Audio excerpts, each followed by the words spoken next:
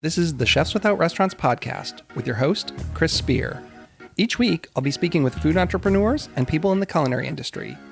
If you're interested in learning more about our organization dedicated to helping people build and grow their food businesses, look us up on the web at chefswithoutrestaurants.com and .org, and on Facebook, Instagram, and Twitter at Chefs Without Restaurants. Now, enjoy the show.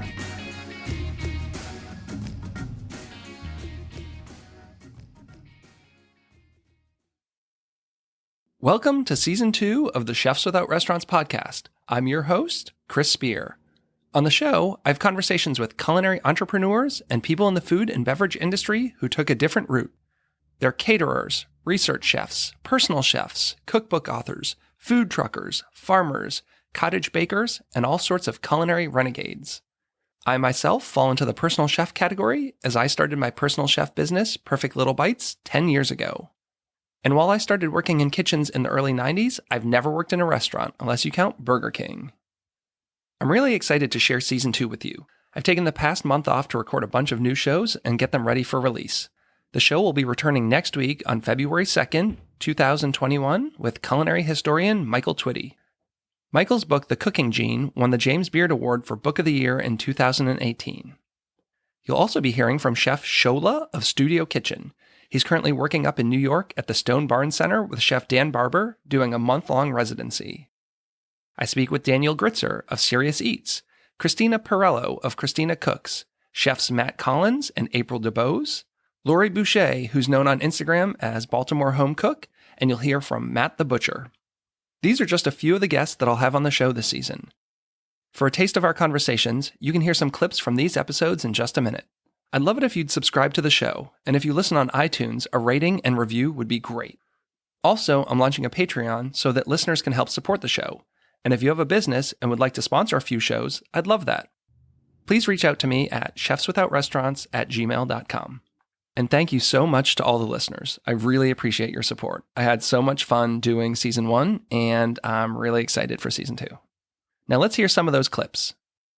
As African Americans sort of got further and further away from the Jim Crow South, the slavery South, the segregated South, there was also this absolute severance with certain foods. For example, everybody else is like, lima beans, butter beans. And I'm just like, oh my God, get away from me.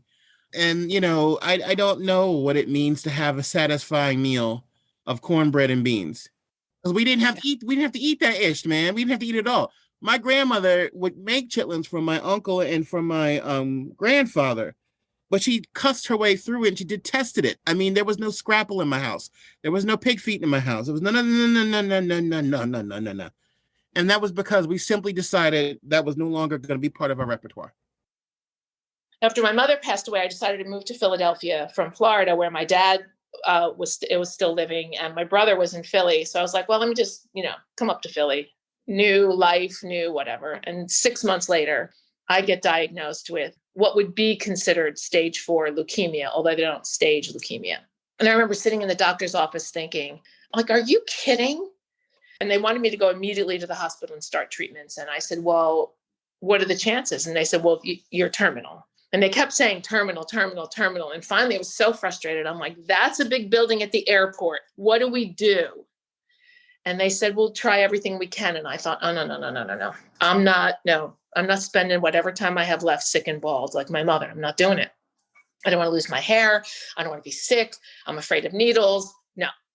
So they agreed to let me go home and think about it. And I sat in my apartment for 24 hours and thought, I'm just going to move back to Italy. I have a recipe for romesco sauce.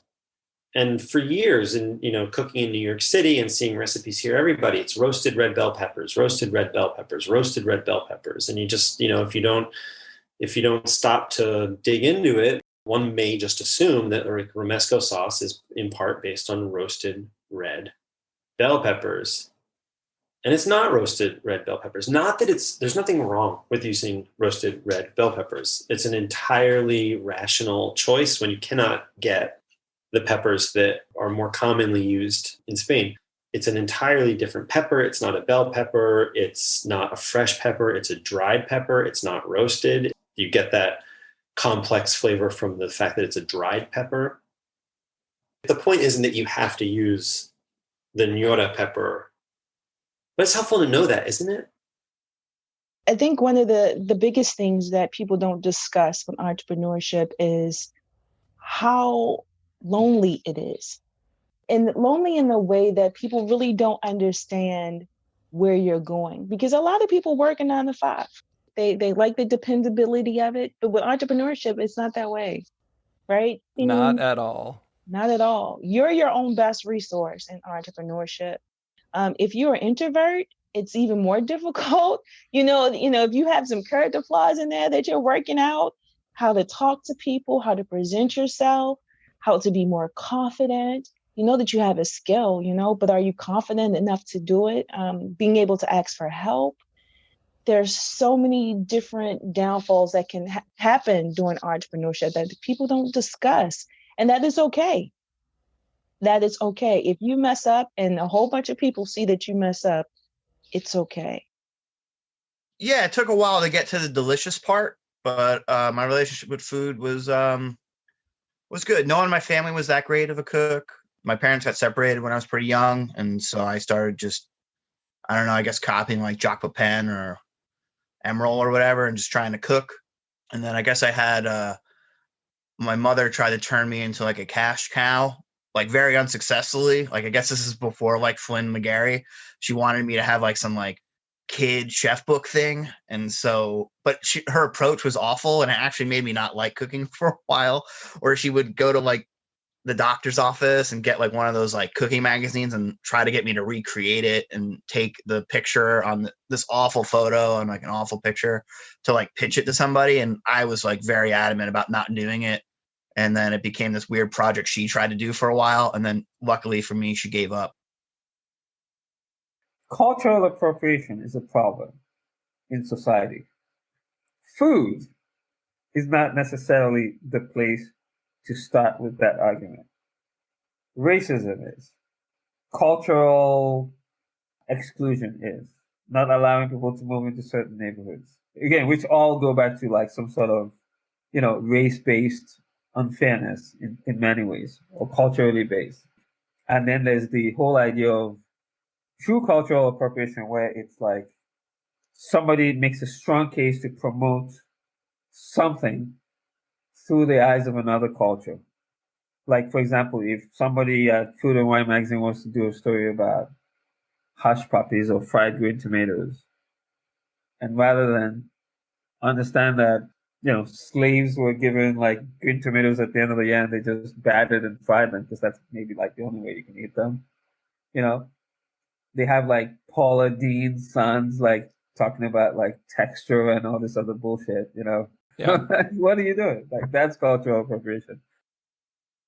People have been asking me through the years to teach them how to make pasta, my husband's colleagues, friends.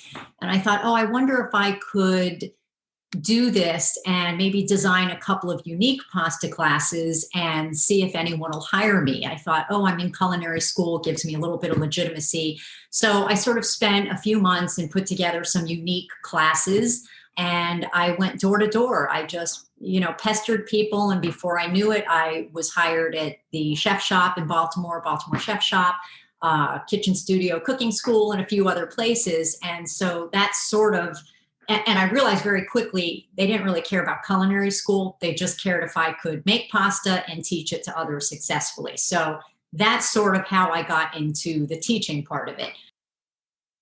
We walk up this platform and we're looking down into this box. And he's like, "All right, man, you ready?" And I'm like, "Yeah, I guess so." Like, what the heck's going to happen, man? Yeah. I don't know. So he lifts up this huge sliding door, and this, it had to have been 1,500 pound, cow came in. And I'm like, oh my God, I don't even remember the last time I've seen a cow up in person, So he takes this modified 22 spring action. It has a hollow tip, 4-inch bolt. So, he clicks the thing, boom. And it was just the most insane thing I had ever seen. When the professor came up to me and he was like, "Hey, so what did you think about your day?" And I was like, I don't know what to think about it. Like, I have no idea how to articulate what I just seen, like, and so he's like, "Do you want to join the apprenticeship program?" And, I was shaking my head no and saying yes. Yeah. Thanks for listening to the Chefs Without Restaurants podcast. And if you're interested in being a guest on the show or sponsoring a show, please let us know. We can be reached at chefswithoutrestaurants@gmail.com. Thanks so much.